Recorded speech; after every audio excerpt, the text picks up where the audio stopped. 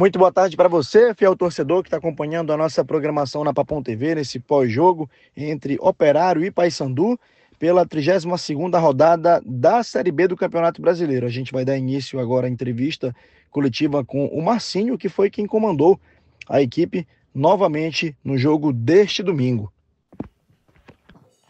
Boa tarde, Marcinho. Cícero Goitacás, Rádio Lagoa Dourada, aqui de Ponta Grossa. A gente destacou muito o tempo de preparo que o Paysandu teve para a partida de hoje e principalmente a atuação ali no primeiro tempo. Saiu à frente no placar. Como você avalia essa atuação do time, fazendo o primeiro gol, explorando o contra-ataque e também no segundo tempo, quando teve a vantagem numérica? Uma boa tarde. Oi, boa tarde.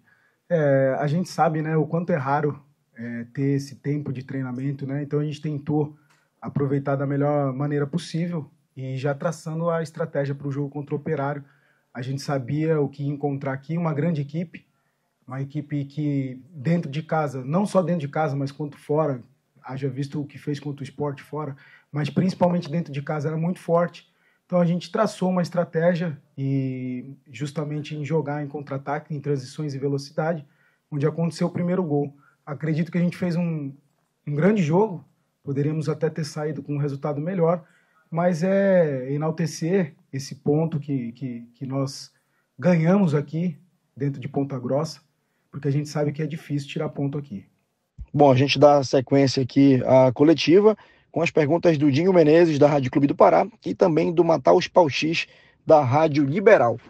O que motivou, Marcinho, a entrada do Matheus Trindade no lugar do Netinho no time inicial? O Paysandu atuou no primeiro tempo como o esperado? Então, como eu falei, né, a entrada do Matheus foi justamente traçada desde o início, né, com a nossa estratégia. Nós temos um elenco muito forte, então a gente acreditou que o Trindade ia dar um pouco mais de solidez ali no meio de campo na questão da marcação, um setor em que o Operário era muito forte, então a gente tentou pressionar um pouco e estar um pouco mais sólido ali no meio para jogar nas transições e tentar numa jogada de velocidade fazer o gol. Acho que a nossa estratégia foi bem executada e conseguimos hoje tirar esse ponto aqui dentro. O que foi corrigido para o segundo tempo? Bom, sobre correções é normal, né, que você em um ponto ou outro ali no primeiro tempo tenha que corrigir. E a gente comentou ali sobre ainda a necessidade de ter um pouquinho mais de solidez no meio de campo. O Juan foi uma substituição em que ele sentiu, ele teve uma pancada ali no primeiro tempo, e aí optamos pela entrada de mais um meia, para a gente deixar ainda mais sólido ali o nosso meio de campo. Então, esse foi o principal ponto ali que a gente tentou melhorar para o segundo tempo. O Paysandu teve problemas em defender os ataques do Operário nos primeiros 15 minutos de jogo. Foi o pior momento da partida? Cara, eu respeito, né, todas as opiniões, mas na minha observação, eu acho que os 15 primeiros minutos ainda nós fomos mais equilibrados. Tivemos melhor, na minha opinião, dos primeiros 15 minutos. Depois, normal que o Operário cresça jogando em casa, né? Mas nós resistimos bem, achamos um gol, marcamos bem eles e na virada tentamos melhorar o que precisava. Acho que foi um grande jogo da equipe do Paysandu.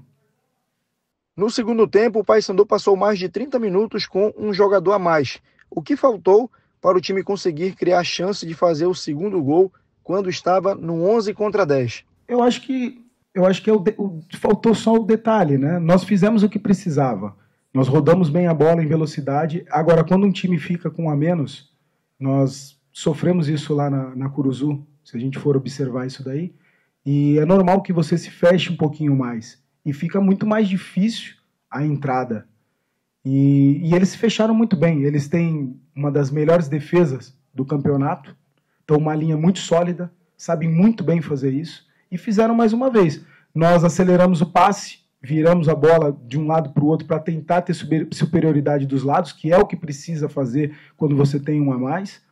Só que, infelizmente, a gente não teve o detalhe final, o passe final ali para ocasionar um gol. Mas acredito que nós tentamos e fizemos um bom jogo, um bom segundo tempo, principalmente, não só quando eles estavam com 10, mas nos 90 minutos. E para encerrar, foi um empate com gosto de derrota pelo comportamento da arbitragem? Cara, eu não gosto muito de falar de arbitragem, E eu nem vou falar muito do lance de hoje, mas eu acredito que o critério que é adotado é muito diferente. Isso aí eu queria observar. Nem é o lance de hoje, mas o critério que é adotado. Se a gente for lembrar alguns lances, no jogo contra o Sport, quase quebraram a perna do Borazzi dentro da área. E o lance está aí, para quem quiser ver. Nem o VAR foi chamado. Nós tivemos lance contra o Mirassol, Novo Horizontino, e eu vou falar aqui milhares de lances aqui, principalmente nesse campeonato. Mas o critério não é adotado da mesma forma.